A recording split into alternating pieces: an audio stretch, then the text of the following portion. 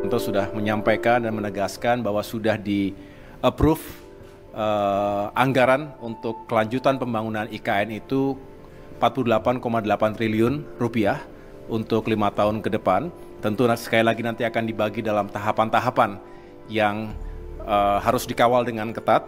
Yang jelas anggaran tersebut dipersiapkan, dialokasikan agar kami, khususnya OIKN, bisa menyelesaikan proyek pembangunan fasilitas atau gedung-gedung yang digunakan untuk parlemen, untuk legislatif, dan juga untuk yudikatif.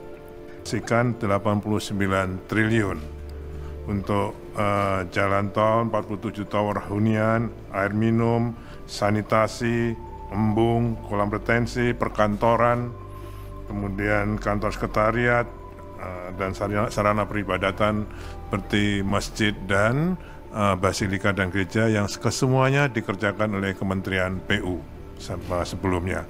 Kami hanya melaporkan progresnya. Di samping itu ada juga investasi menjadi ibu kota politik.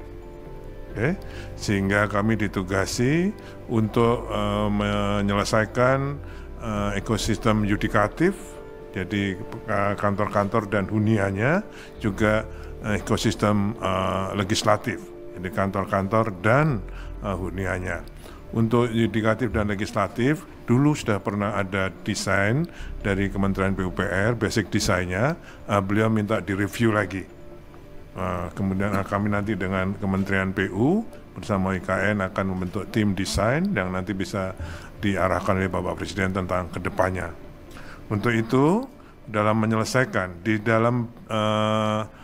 menyelesaikan program dari 25 sampai 2025 sampai 2029 dibutuhkan APBN 48,8 triliun. Untuk tadi pertama